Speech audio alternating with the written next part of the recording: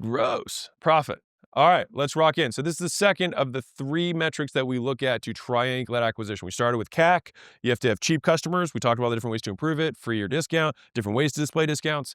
But now we're going to talk about gross profit. Okay, so we're going to define what it is, why it's important, examples, calculating, and improving it. All right, let's rock. So gross profit, the difference between the price and the cost of goods sold. So cost of goods, or COGS, is what it costs you to deliver the thing. All right, so if it costs me $9 to deliver meals and I sell it for 10, then I got $1 in gross profit. All right, very straightforward. Now, here's why this is important. So the problem is that most businesses think they need cheaper leads, when in reality, they need to make more money per customer. And so my observation is that the CAC, this is me like high level because I see lots of businesses. CAC between competitors is often fairly similar. So a lot of people are, obsessing about how they're like, they want to improve their ads and things like that. And sometimes you do need to do that. But the ranges are actually much tighter than you'd think. So you might see somebody who's, acquiring customers at $2,500, somebody else in the marketplace might be $3,500. Rarely would you see somebody at like $6,000 unless they're like just getting into the market. But the CAC for specific avatars is usually pretty tight in terms of ranges when I see many businesses in the same industry. Now that may surprise you, but that just like kind of is what it is. But the difference between how much money these companies make is often how much customers are worth. Now, that is where the huge discrepancy between businesses exists.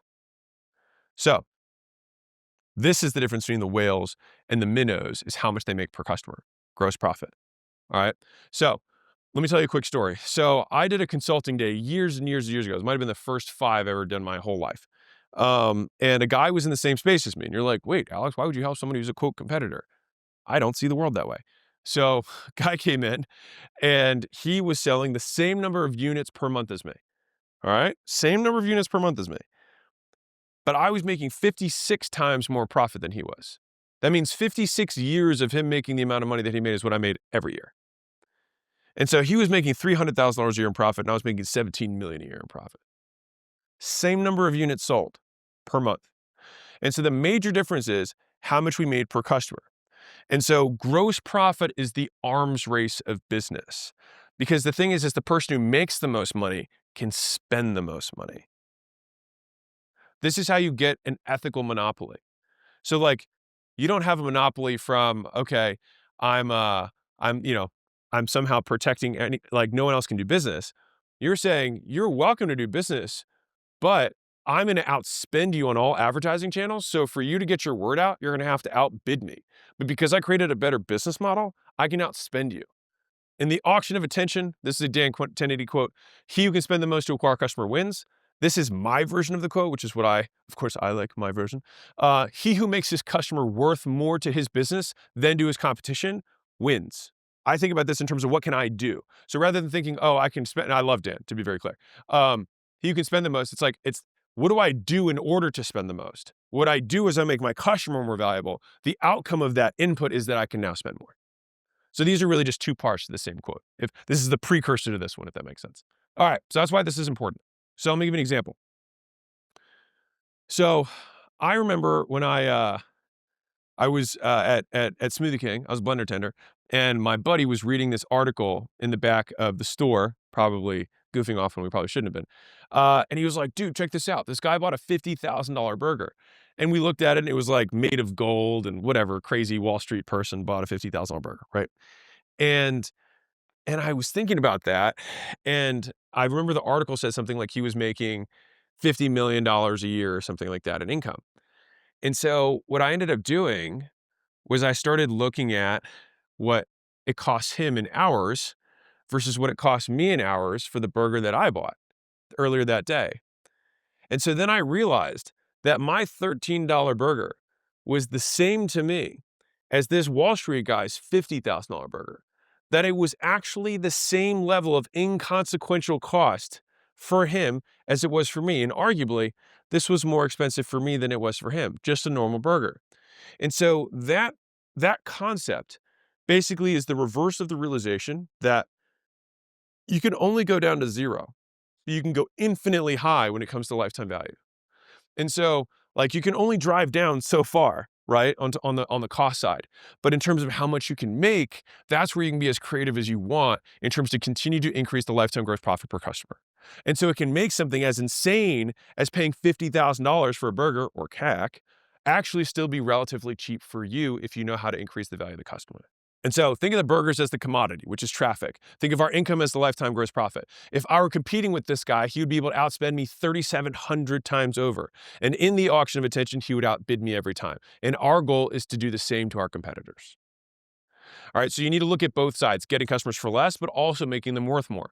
All right, and before we improve it, we got to know how to calculate it. So here's gross profit, how we calculate it. So here's a product example. So if I sell a widget for $100, it costs me $20 to manufacture it and ship the widget to the end customer. All right, so my gross profit is 100, where it is, 100 minus 20, $80. This is what's left over. This is my gross profit. Okay. Here's a service example. Let's say I deliver services monthly and I have one account representative per 10 customers. If my clients pay me $3,000 per month each and my reps cost me $6,000 per month, we can then figure out the gross profit margin. Okay, so the rep salary is $6,000. The clients per rep is 10. The cost per client means it's $600 per client. Remember, we make $6,000 divided by 10 clients, $600 per client. Gross profit, all right, is now $3,000, what they pay us, minus my cost per client, which means $2,400 left over. The reason I'm going through this is that many of you guys watching this are service-based businesses and don't know your costs. These are your costs. So my gross margins are $2,400 divided by $3,000, which is 80%. Rule of thumb from Alex: if you run a service-based business, local brick and mortar or national, you want at least an 80% gross profit margin. Now, that may sound crazy to you, but it is very unlikely that you will scale in service unless you have 80 or higher. So not just 80, that means that if it costs you 100, you got to sell it for 500. Now, you might think, because if you're a newer business owner, you're like, no, that seems unreasonable. That's your gross profit, not your net profit. You still have rent. You've got your fixed admin costs. You've got insurance. You've got utilities. You've got break fix that happens within your business. You've got all these other costs that go into doing business. You're not running 80% net margins. You're just saying, this is now all the money I have left over to run the rest. I still got to spend advertising dollars. Like, there's all this money that I still got to spend. And so if you're at 80, you might be running a 30% net margin business, right? So just to give you context on this. Okay. And so the pro tip is that gross margin equals gross profit times 100%. So if you ever hear me say gross profit versus gross margin, it's just, this is a percentage, this is an absolute. That's all it is. So gross profit's the absolute, gross margin is the percentage. That's all it is. Okay. So if I say it's $80 in gross profit, it's 80% gross margins. I clarify this because if you've ever like read stuff and been like, wait a second, is this different? It's just a different way of measuring the same thing. That's all it is. All right, cool. So big picture, this is what the business was. This is the example I gave visually. This is the correct visual.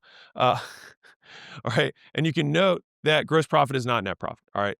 This is the cost limited to what the business incurs directly from delivering the thing. So if you had an administrative assistant and you sell cups for $10 that cost you $2, we wouldn't factor in your administrative assistant into the $8 of gross profit. It's off the gross profit that we eventually pay for everything else in the business to create our net profit, aka what's left over at the end of the month. All right, so your rent doesn't go into your gross profit. Your admin costs don't go into your gross profit. Your utilities don't go into your gross profit.